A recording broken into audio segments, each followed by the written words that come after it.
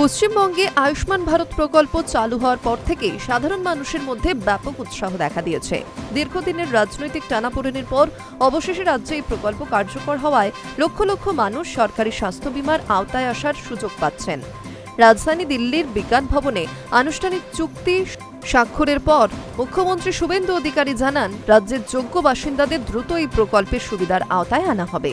ইতিমধ্যেই অনলাইন আবেদন এবং বিভিন্ন জনকল্যাণ শিবিরে আবেদন গ্রহণের কাজ শুরু হয়েছে। সরকারের দাবি, নির্বাচনের আগে দেওয়া অন্যতম বড় প্রতিশ্রুতি ছিল বাংলায় আয়ুষ্মান ভারত চালু করা।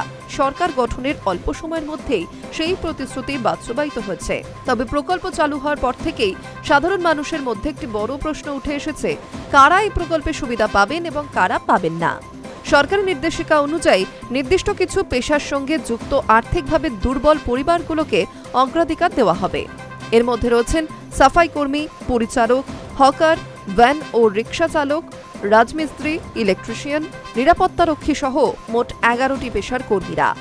মূলত অসংগঠিত ক্ষেত্রে কর্মরত এবং নির্দিষ্ট যোগ্যতা পূরণকারী ব্যক্তিরাই এই প্রকল্পের সুবিধা পাওয়ার জন্য আবেদন করতে পারবেন। অন্যদিকে কয়েকটি ক্ষেত্রে স্পষ্টভাবে জানানো হয়েছে যে আবেদন গ্রহণ করা হবে না। যেমন, যাদের পরিবারের নামে 2 চাকা বা 4 চাকার ব্যক্তিগত গাড়ি রয়েছে, তারা এই প্রকল্পের আওতায় আসবেন না। একইভাবে সরকারি চাকরিজীবী, তাদের পরিবারের সদস্য এবং সরকারি পেনশনভোগীরাও এই স্বাস্থ্য বীমা সুবিধা পাবেন না। এছাড়া আবেদনকারীর মাসিক আয় যদি 10,000 টাকা বা তার বেশি হয়, তাহলে সেই আবেদন গ্রহণযোগ্য হবে না বলে জানানো হয়েছে। কৃষি ক্ষেত্রেও কিছু শর্ত রাখা হয়েছে। কিষাণ ক্রেডিট কার্ডে 50,000 টাকা বা তার বেশি ঋণ সীমা থাকলে অথবা 5 একরের বেশি কৃষি জমি কিংবা ট্রাক্টরের মালিক হলে ওই পরিবারও এই প্রকল্পের সুবিধা থেকে বাদ পড়তে পারে। সরকারি সূত্রে আরও জানানো হয়েছে, 70 বছরের কম বয়সীদের ক্ষেত্রে নির্দিষ্ট যোগ্যতার ভিত্তিতে আবেদন গ্রহণ করা হবে এবং প্রকল্পের আওতায় কারা থাকবেন তা সরকারি নথি যাচাই করেই চূড়ান্ত করা হবে।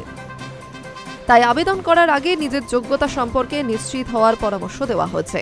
সরকারের বক্তব্য, এই প্রকল্পের মূল উদ্দেশ্য হল আর্থিকভাবে পিছিয়ে থাকা পরিবারগুলিকে উন্নত চিকিৎসার সুযোগ করে দেওয়া।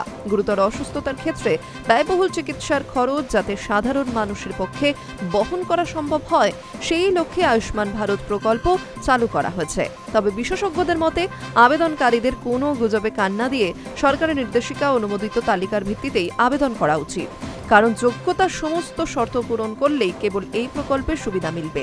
সব মিলিয়ে পশ্চিমবঙ্গে আয়ুষ্মান ভারত চালু হওয়ায় স্বাস্থ্য পরিষেবার ক্ষেত্রে নতুন সম্ভাবনার দরজা খুলেছে। এখন রাজ্যের লক্ষ লক্ষ মানুষের নজর থাকবে দ্রুত কার্ড তৈরি, আবেদন যাচাই এবং প্রকল্পের সুবিধা বাস্তবে কত দ্রুত তাদের কাছে পৌঁছায় সেই দিকেই। Hi news network.